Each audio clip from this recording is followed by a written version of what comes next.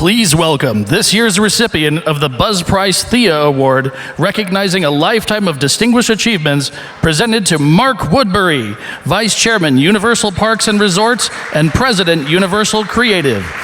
He is joined by Mike West, Senior Director, Executive Producer, Universal Creative. Mike. Hi, everybody. Good to be here.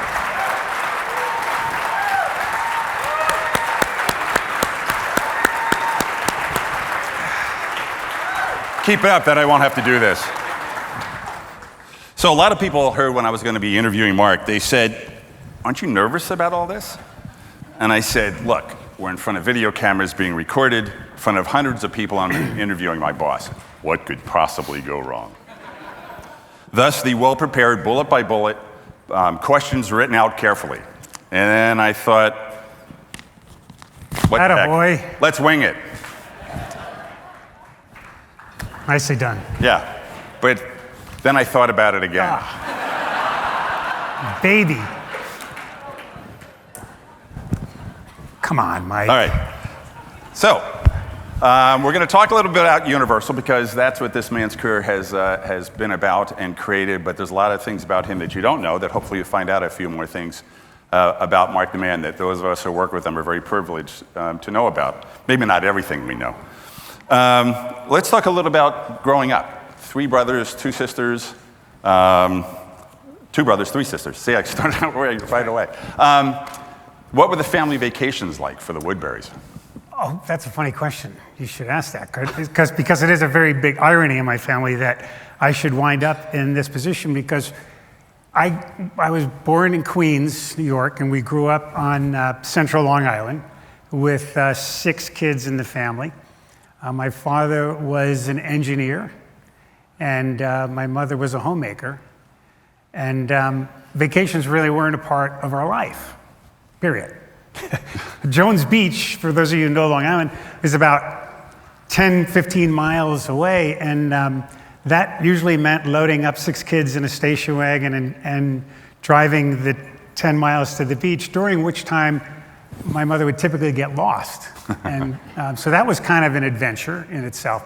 But seriously, I really never took a vacation. I mean, outside of Long Island. Considering where you ended up, that's pretty funny. Yeah. So my siblings all think that's kind of funny that I should find myself in the entertainment and vacation business. Well, kind of like, what the hell you know about that? You learned, obviously. Educational choices. I understand somebody told me that you saved all your rejection letters that you got when applying to school. That's true. Why was that? I don't really know why I saved them all. Good question, Mike. Well, I had really high aspirations and really poor performance. Yeah.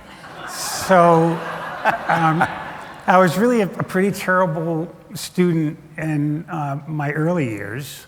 High school really was, pretty rough. And then I kind of matured late in, late in college. Went to a junior college outside of Chicago. And I knew I wanted to be an architect, so I had no idea what that all entailed, other than you got to draw and wear jeans to work, from what I could see. And so anyway, I was a poor student, and I ultimately matured and was able to accomplish a master's in architecture degree. How'd you end up for your undergrad at University of New Mexico? It was the late 70s, and for those of you who are young enough to remember that, it was the middle of the oil crisis, and I was a pretty kind of an idealistic sort of guy, and I thought that I could help save the world by learning how to fuel business and life through the sun and the wind, and be green, kind of before there was a green movement. And so I went to New Mexico, which had a program that catered to that kind of thinking. And so it was really a fascinating place to be. So but then you ended up back at Wisconsin for your architecture degree. Right. So one of my professors was a professor from Wisconsin, and he thought that I would be well served to have because New Mexico is a really avant-garde kind of a school, and he thought I would be well served to have a more formal, classical kind of education. So both those schools, by the way, accepted me, which was a pretty big milestone, because that big stack of rejection letters, Gone. yeah. Yeah. Yeah. You had a lot of jobs. Some of the ones that we shared, actually, the same ones, but 2 or 3 jobs at a time. You're a limo driver by day and a bouncer at a Chicago nightclub by night. All right. You worked at a fur coat store. You did construction, chemical plating factory, which we both did as youngsters. That's right. Worked at a gas station, as did I. I preferred to call myself a petroleum dispensing specialist at the time. You still have your shirt from that gas station job. Yeah, I do, yeah. So you're right, I had a lot of jobs. Yeah. And part of it was curiosity. I just, sometimes I needed to make money regularly. And sometimes I would just do things because they sounded kind of interesting, like the limo driver job.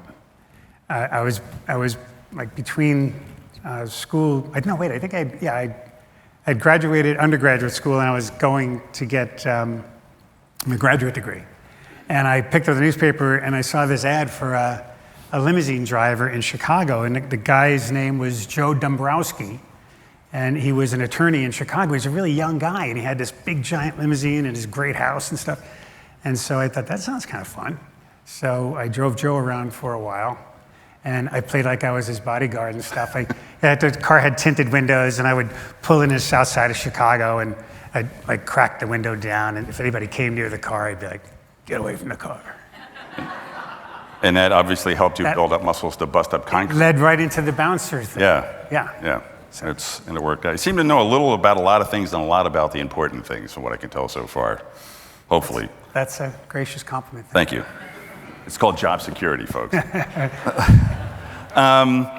What inspired you to become an architect? I mean, after you got it, you converted barns into homes, multifamily housing, hotels, retail, and restaurant work. But interestingly enough, you took an English lit short story class in grad school. How did you see that connection?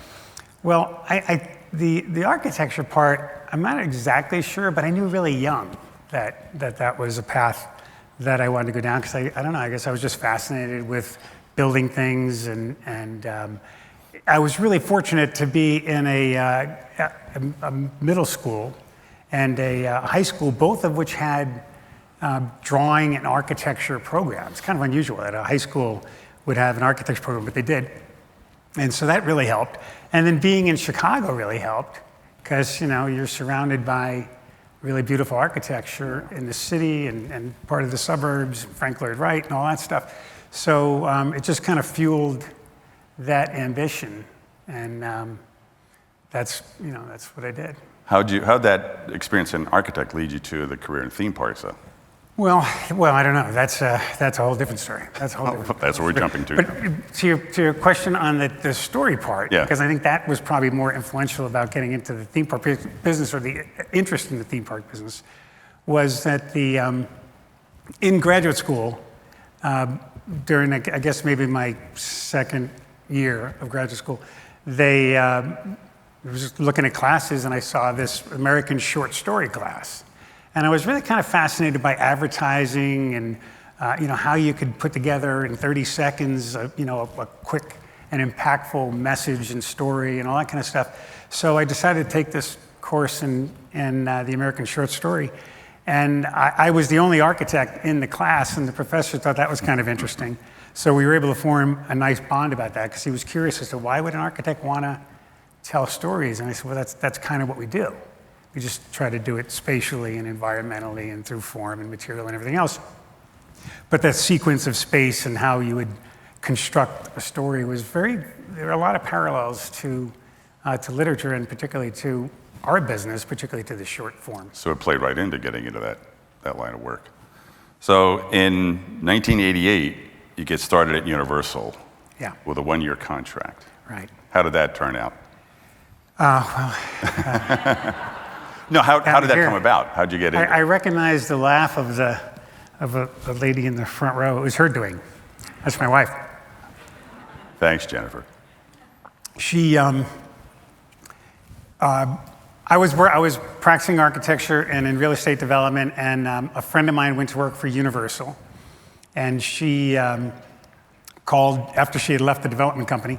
She went to work for Universal, and she called and said, "Universal's building a theme park." And I mean, I knew Disney was in Orlando, and I'd only been in Orlando for a year or two or something like that, and but I really didn't know anything about theme parks. So she said, "Oh, they're going to build a theme park in Orlando, and they're looking for architects." And I was like, "Well, that's cool."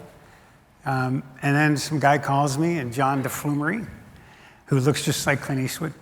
And so I take an interview with them, and I come back, and I said, "Well, they want to offer me this job, and I'm not going to do it. I got this, I'm on a rocket career as a real estate developer. I'm going to retire when I'm 30 years old. It's going to be awesome."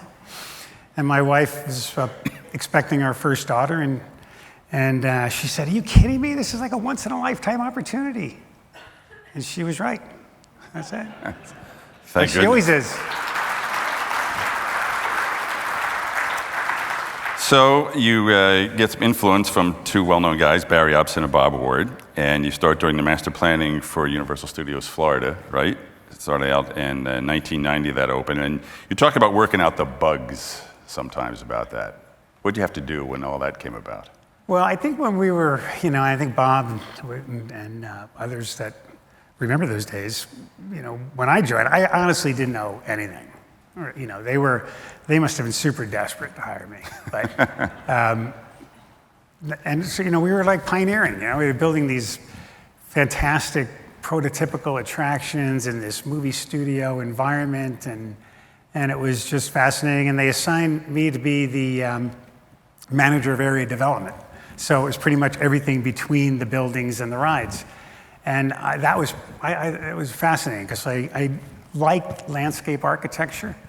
And so it involved a little bit of that, and learned a bunch about, hardscape and all that stuff. But it also involved the idea of the immersion into the land. So it embodied how do you score an environment musically, and how do you light it, and all that stuff. So it was a really fast learning curve. And having Bob as a mentor and Barry and the rest of the team was great because, it was kind of like, go do it, man. And then so it was really fantastic. And then we went off and started looking at how to expand that footprint with another theme park and additional hotels, and at the same time working on Universal Japan. Yeah. Well, it must have worked out well because eventually became VP of Design and Planning, and then SVP and Chief Creative Officer. And like say in 1999, Islands of Adventure opened. Now at the time, that was being built to be the most technologically advanced theme park in the world. Why was that so important at the time? Sounded good. Yeah, okay, good. Marketing. And it just sounded like a pretty cool line that we could get away with. And it was different than the movie studio in a way. Right. Even though in the studio park, we had done all those really fantastic attractions that had a lot of technology in them. And part of the reason why it was a difficult opening, because they had so much prototypical technology. But islands with Spider-Man and the big launch coasters and all those things, that angle was just a kind of a thing we kind of locked into, and just kind of went with it. And, Went well. That was just such a fantastic experience across the board. For the what island? Yeah. Well, you surely got to do a lot of different stuff. So in 99, Universal Studios Florida became Universal Orlando Resort, because we opened City Walk and Portofino Bay Hotel, Hard Rock, and Royal Pacific followed a few years later. Not to interrupt you, but first it became Universal Escape. That's right, I remember that. Anybody remember that? That went over very well. See? So, sometimes people just come up with really, really horrible ideas. It's okay to make a mistake, that's what you're telling us. You just have to learn from it and move on. Yeah. Universal Escape. And so that didn't go over too well. And when you're going to spend, $300-400 million marketing and you have a really lousy name, it's going to make things a little difficult. But thankfully, at the time, Islands was built around some really great intellectual property. Although, if you think about the timing of all that, all those intellectual properties at the time, like Marvel and Seuss and except for Jurassic, say, there weren't any movies about those then, right? They were all, the Marvel was comic books and Seuss was the literature. So, to have those be placed and then mature to be, the big blockbusters that they became was really well done. Great thing. You mentioned that at the same time you were doing the Japan park. So you had 2 major park projects going on at the same time. Yeah. How'd you manage that with the team? Pretty well, I guess. Thank you. Good night, everybody. Yeah, good night. I always think it was pretty amazing because it was a really small group of people. It was Bob and Barry and Greg Dameron and Norm Newberry and I don't know. I'm sure I'm leaving a bunch of people out, but it was a relatively small group of people by comparison to what we do today. And we were doing these 2 parks at the early concept level, and then we grew those teams into 2 really mature teams simultaneously. But I remember going to Osaka and with Frank and Bob and I think a couple people, and I think they might have already been there, and I was going to meet them or something. But I remember being in the taxi, and we had all these concept master plans, and we're driving all over what seemed like forever in Osaka, and I said, and I think I reminded Matt, what the heck were we doing? Yeah, we're driving around. And so we're driving around Osaka, and I'm thinking, where the hell is this site? We've been out here forever. And Matt says, we're here. We've been here for like 45 minutes. And there's all these big factories, and so all that stuff had to go away, and then we had to elevate the site. It was just amazing. Wow. Yeah, it was pretty amazing. A lot of work. But from a content standpoint, I mean, you knew that the properties we had at the time would be universal, pun totally intended, by the way. Yeah, good. But when you're translating that into another culture that you did for Japan and that we're doing now in China, how do you approach that? How do you make sure that's going to play? Well, I would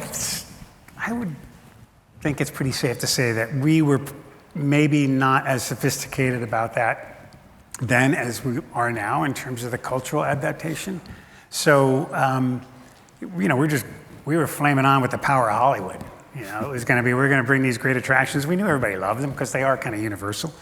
And I think that we probably weren't as sophisticated in terms of understanding the market dynamics about who was what and how we would how we would grow that business after the big spike of opening, which opened to 11 million people, so it was a pretty big bang. But then it's settled back down to what it was originally designed to, around 8 million. And since we've grown it back, considerably.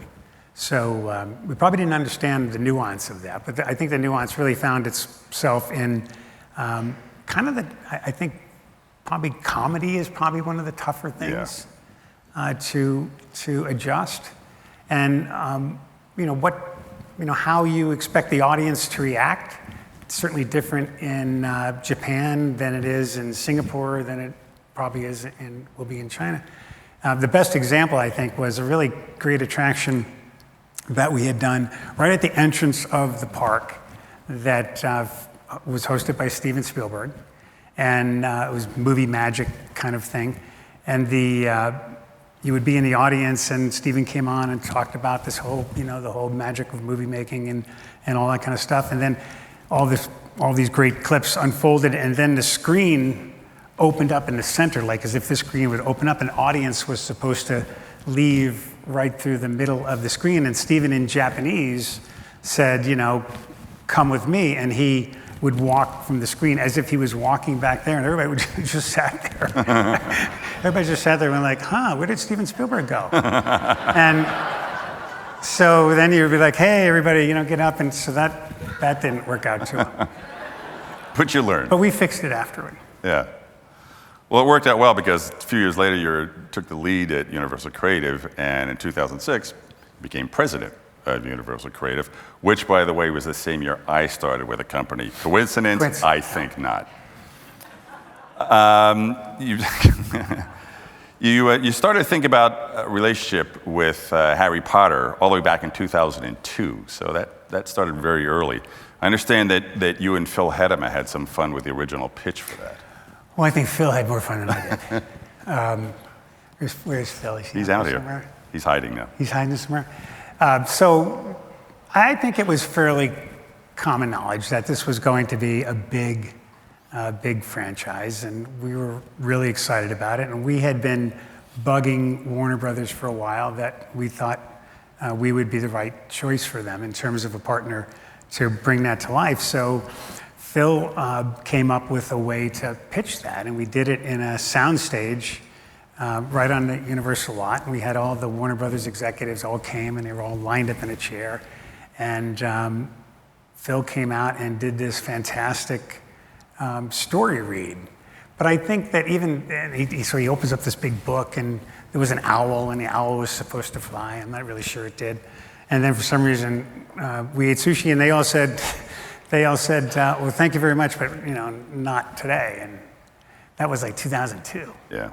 And then, so they went away, and we went away, and we just kept hounding them. Every chance we got, we would call back, and it wasn't until I think 2007 when we finally got an audience with Joe Rowling, and did the whole thing in Heard you had a fun soundtrack during that meeting. We did have a fun soundtrack. That's funny. Yeah. So to go back to Warner Brothers, we created this little pitch book. And it was a little hard. We were kind of famous for these things. I think it was kind of a Bob Wardism that we would create these pitch books. And they were like 11 by 17 deals. So we put this one together, and you would opened it up. And those cards that you open up and they play music, those kind of birthday cards and things like that. So we put one of those little chips in there, and it played the John Williams score for Harry Potter. So we go to Warner Brothers, and we sit down with this pitch book, and we open up the pitch book, and we start to give our presentation, and the soundtrack comes on, and we can't shut the thing off, because to shut it off, you got to close the book. So it was kind of like that Three Stooges bit where, take off your hat, raise your right hand. So you couldn't close the book and do the pitch, and Warner Brothers just kind of looking at us like, great partner, yeah, sure, this is a bright future. So we somehow survived that, and we're able to do the rest of it. One of the most popular things at Potter since day one has been Butterbeer, right? How'd that all get developed? Obviously Joe Rowling concocted the idea. Yeah. And when we went to Scotland with this really big pitch, which by today's standards would not be much of a pitch. I mean, we had a bunch of, mounted boards on foam core, and we packed them all up and shipped them over. There was a big stack of them. And we go to this little dumpy hotel in Scotland, and in a really tiny room, and pin them all up on a curtain. And so they're all kind of wobbling around and all crooked, and it was, but we managed to do a nice job. And so they were all sitting there, and we had wanted to bring the Butterbeer as well. So our chef went to work on, making Butterbeer, and came up with a recipe for it, and we tasted it, and we liked it, and we said, okay, let's bring it over there. But it was a big foamy thing, so you couldn't really bring it on a plane. That was a bad idea. So we had to go rent a kitchen in the hotel and reconstruct it, and let her sample it, and she thought it was cool, and that was it. But I think there was a couple big moments in there. I think the idea that we were going to enable you to fly alongside Harry Potter was you could see there was a big reaction to that kind of thinking, and Turned out well. But even at that, I mean, if you start with the show about what we might do, I think it was way understated about what it could be. Yeah. And even what we pitched them at that time was way understated for what we ultimately did. Well, we did a few times. It opened at IOA in 2010 and 14. We built that out in USJ, Universal Studios Japan. And also in 14, Diagon Alley in Hogwarts Express opened up, replacing Jaws, as a matter of fact. And then in 2016 at Universal Studios Hollywood. But I mean, there's a lot going on with Potter during those years, but it wasn't all about Potter and the parks. There was a lot of other things going on.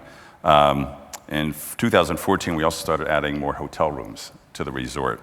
And one of the first phases was to add Cabana Bay. Where did that whole thing come from? How did the theme and the story for that come about?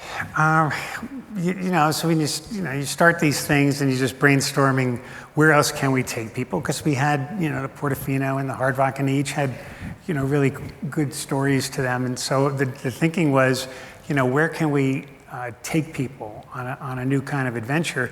And the idea of the Great American Vacation kind of resonated, that it might not be so much a physical place, but it was an emotional place that we could try to capture a moment in time that was really simple. And it really resonated with me again, because I never went on vacation. But the idea that you could load everybody into the station wagon and drive down, the eastern seaboard and stop at all these roadside motels, that was kind of the genesis of the idea. And we had again, we kind of took baby steps on this thing. It was kind of funny. So if you look at Cabana Bay, you can kind of look at that hotel and think, what were they thinking? I mean, so because we started with the motel, and before we were even done, we knew that we had undersized it, so we added the 2 towers. And then when we were done with the 2 towers, it was so popular, and it was constantly at 90-some% occupancy, that we built the next 2 towers. So it started out at like 400 rooms, quickly went to 900, then 1,800, then 2,200, all in one concept. Well, and it kept going. I mean, you added new things. In 2017, Volcano Bay came along, Thea Award winner this year. Why a water theme park? I mean, that was kind of out of the norm for us at the time. Similar kind of thing. We could have branded it to an intellectual property. We had several different ideas about doing that, but as you can kind of see with certain things that we're doing now, that like in our restaurants, right? I mean, a lot of conventional wisdom would tell you that, go find an Italian chef that people know, or a Mexican chain that people know, but we didn't really see that we needed to do that. And similarly with Volcano Bay, didn't think we needed it, right? We had constructed Cabana to open up like that, to reserve that site. And we had owned Wet n Wild for a long time, the water park, but it really wasn't a very good brand fit. So I couldn't wait for the opportunity to knock it down, although a lot of people think I was a criminal for doing that. I thought I was going to get run out of Orlando when we took the thing down. Because a lot of people loved it. They grew up there, then all that stuff, but I'm just not a very nostalgic person. So it was, that was a really valuable piece of real estate, and we had constructed Cabana so that we could do something that would be really engaging to that hotel, particularly to that audience. And the water park, was the idea. And so we started kicking around, what kind of ideas. And, Dale Mason is clearly one of the all-time geniuses of design, not just from conceptually thinking about, what can it be, but in execution. Mm-hmm. He literally designed that entire water park on his laptop. Every nut, bolt, sign, wardrobe, story, name, you name it. He really concocted the whole thing. And the cool part about it is that we tucked it right into that sort of Y shape we made with the hotel, and we knew it had to have a big icon to it because it was right on I-4, so we wanted to make a statement. So therefore, the volcano. But there are some unexpected consequences from that really good integration of a hotel and a amenity like a water park. And one of the ones we found out that was kind of an unintentional is we built, I don't know, for those of you who have seen it, we built these 2 sort of oval-shaped towers on the end of Cabana that added the last 400 rooms, and they have really incredible views of the water park. And it's a curtain wall building, so when you go into the hotel room, the window is floor-to-ceiling glass, and you're looking right out on the volcano and everything. So it's a pretty spectacular view, but it's also a pretty spectacular view from the water park. So that's a popular ride, by the way. Yeah. So it's not there's been more than one time where we've had to call security to go up to a room and knock on the door and say, "Could you please close the curtain?" You know, because they're. If you put wanna on a knock larger it, yeah, bathing it's like suit, yes. I think they're, you want to just grab the people and go, "Get a room. What's the matter with you?" They did. Here they have one. Can't blame them. You brought up an interesting thing that tearing something down. We mentioned that Jaws was replaced when Diagon Alley was built. A few years ago, we replaced Back to the Future with The Simpsons. We just took down Wet n Wild to build the Endless Summer Resorts, and now Dragon's Challenge went away to create Hagrid's Magical Creatures Motorbike Adventure. That's got to be a tough decision at sometimes. How do you decide, this is a classic, this is a part of the Universal brand. How do you make that decision to say, we're taking it down, we're putting in something new? Well, for the most part, I think the audience tells you, right? I mean, you have your own, your own thinking about it, but we measure these things all the time, as you know, and you kind of look at those ratings. And I've really become pretty fascinated by all that, because even though you have these really big, iconic, powerful intellectual properties, to some degree, those intellectual properties lock you in a moment in time. And Jaws, I think, was a pretty good example of that. And Back to the Future to some degree. My kids, who are now 30 and 27, they when they were in their teens, they didn't even know what Back to the Future was. I had to force them to make them watch the movie. So the fact that they don't cross over generationally is a bit of a problem. So Jaws, for example, was a great classic attraction, but it was sitting on 6 acres, and we were a little bit real estate constrained. So we're constantly rooting around for what else you can do. So we were watching over a couple of years, watching the ratings on Jaws, and it was kind of getting down there. So we did a lot of work in thinking it through. And the interesting thing about the difficult part of that decision, aside from telling Steven Spielberg that we're going to take out Jaws, which was a difficult part of that, that was kind of difficult. The interesting thing about that kind of attraction, for us anyway, was that even though the rating was kind of low, if you ask people at the end of the day, how was their day for those that rode and those that didn't, people that did rated their day considerably higher. So it had this sort of powerful swing vote thing, and I think what we discerned from that was that Jaws is one of the few attractions that the whole family could get on and ride together, right? So that was an important thing, and we tried to embody that when we put Gringotts on there. Of course, it was a little more scary than that in terms of the ride dynamics. But big piece of real estate, really valuable real estate, not really driving any business. Jaws wasn't really driving the gate. And so similar kind of thinking when you look at the Hollywood theater in Los Angeles, the Hollywood, what we used to call it, I think? The Hollywood Bowl, or not the Hollywood Bowl, the amphitheater. Oh. Yeah, thank you. Interactive conversation. The amphitheater. Similar kind of thing. Big piece of real estate, not really doing much for us in business. It was a lease deal for us. So both Jaws and that went by way of better use of land. Yeah. I mean, Jaws, in the case of Jaws, we wasn't really making us any money. Other than that, it did a little something for the rating, but we knew Potter would do equally as well. And in Hollywood, the amphitheater, we made a land rent on it, and it was like close to nothing. And we knew that Potter would do a much bigger job. Talk a little bit about management style. In 2017, you became vice chairman of UPR, and with even more responsibility and things. And you've always had a real open door policy, no door even on your office, because you always want people to have the opportunity and feel free to come in and talk to you, which has always been great. When I joined the company in 2006, we had about 60 people in Universal Creative. I remember because you used to make all the newbies stand up and do something really silly when we had our State of Creative meeting. You avoided me though, thank God. But now we've gotten so much bigger. How do you maintain that one-on-one style of leadership with so many more people? Try to get around a lot. I think the open door thing is important it can double-edged sword, right? You get a lot more distractions.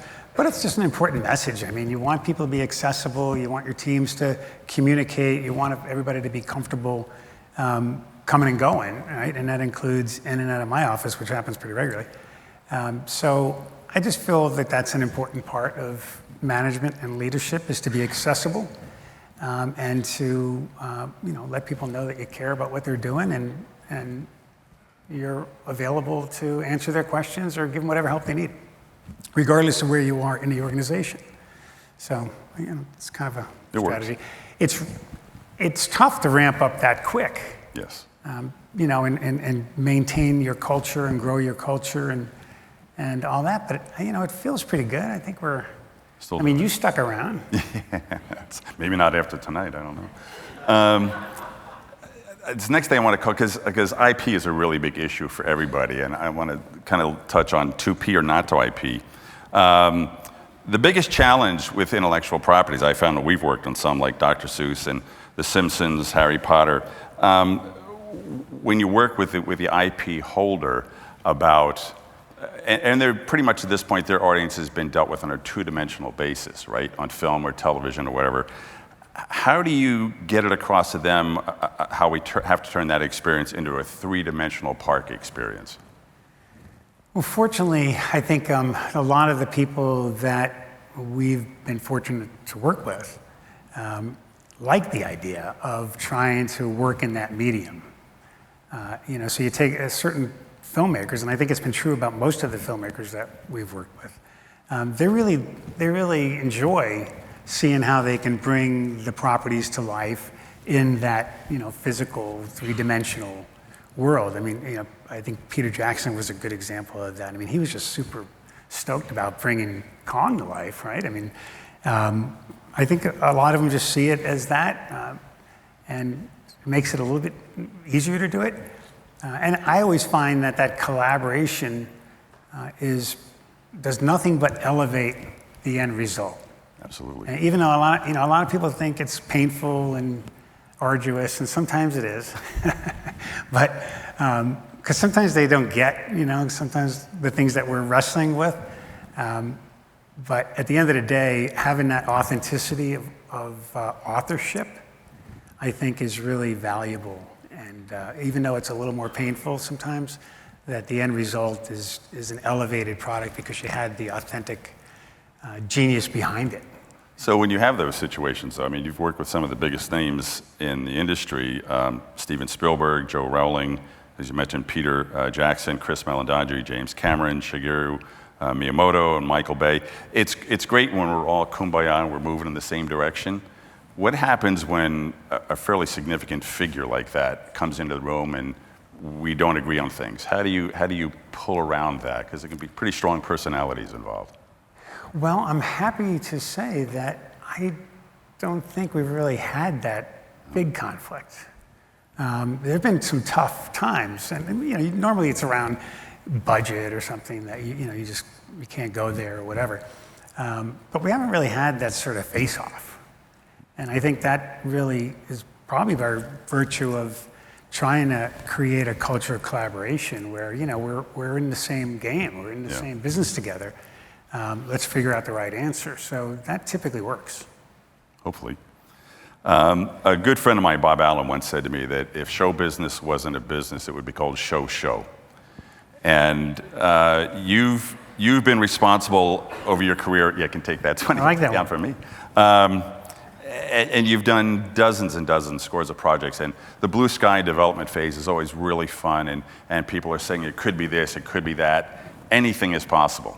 And I remember one meeting, you very succinctly said, yeah, it could be anything, but at some point it has to be something. So how do you know when the recipe is ready to cook and pencils down, you got to get to business and get this thing built? Well, everybody that is involved in the creative process knows that is a really difficult decision, right? I mean, you got to figure out when is it good enough. And when is your the that line? That was the project manager that started to applaud over there. Right? Yeah. Well, I mean, it is tough. I mean, because personally, I don't think anything has ever been at the level that you'd really want it. Isn't that kind of sad? I mean, you do all these things, and you always look at them, and the first thing we look at as creators is what we would have done else, right? I mean, you look at things and you kind of go, God, I wish I would have done that, even though if it's great. Yeah.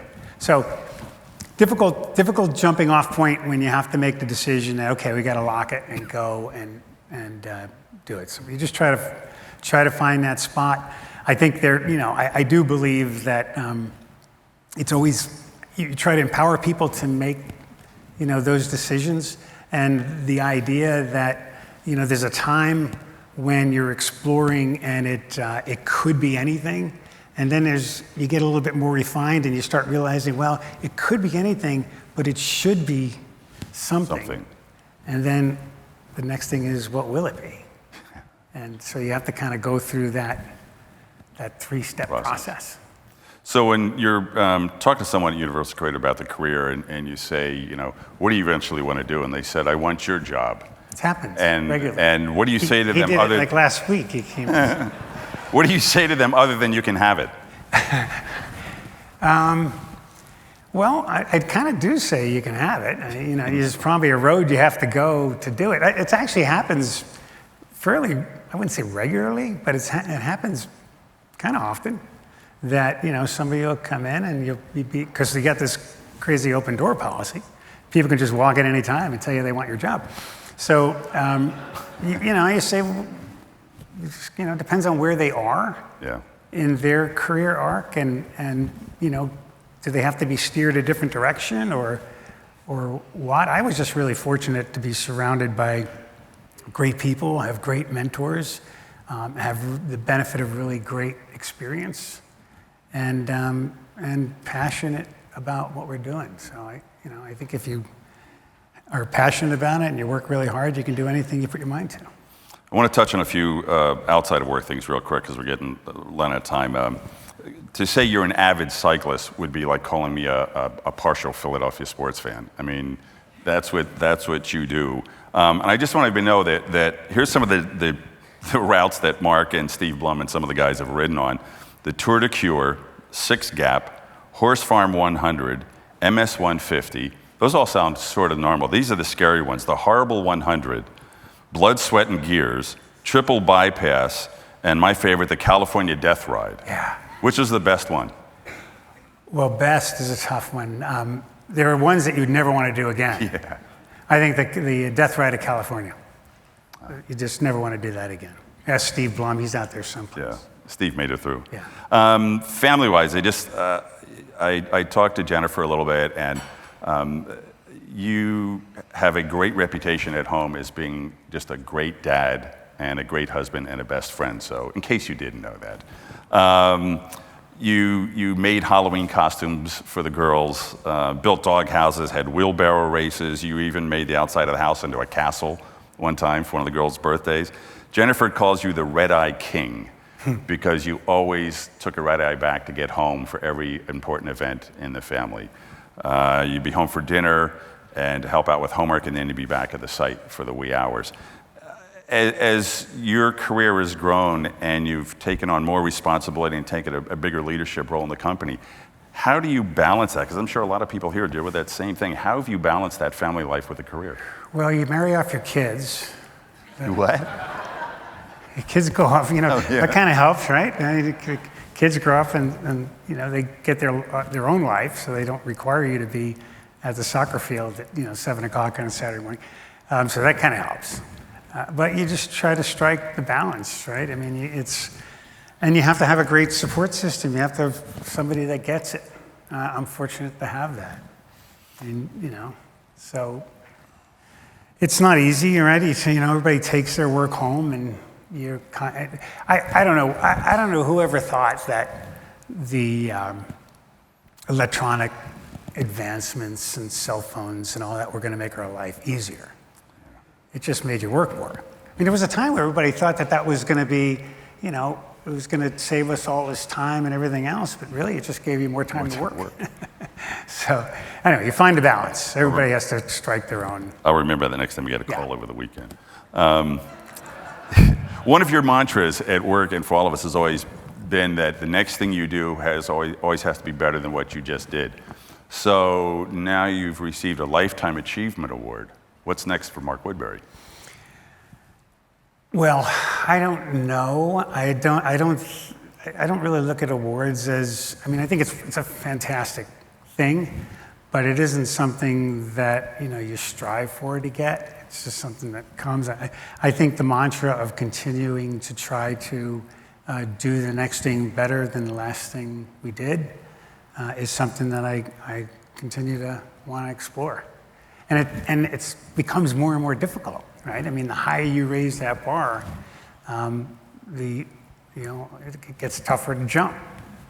So that's where, that's what we're doing. And that's what I hope we continue to do. Me too. Hope I'm still part of it after today.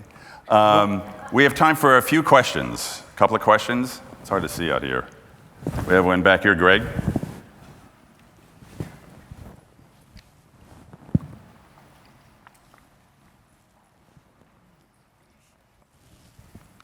Hey, Mark, Greg Center. So you say that you're not nostalgic, and I know you hate the word rumor, but I think I might be safe on this one. For not being nostalgic, there is a rumor that there is one venue in the park that will never go away. Can you speak to that, or am I completely hearing a different story? Who told you that? Mike West. No. Good night, everybody. There is one that as long as I'm here, won't go away. True story. I don't know who queued that up, but it's pure genius. So I think we're getting played off. Yeah. I just want to say thank you, Mark. Thank you, Mike. Pleasure. Thank you. Appreciate it. Thank Great. you all.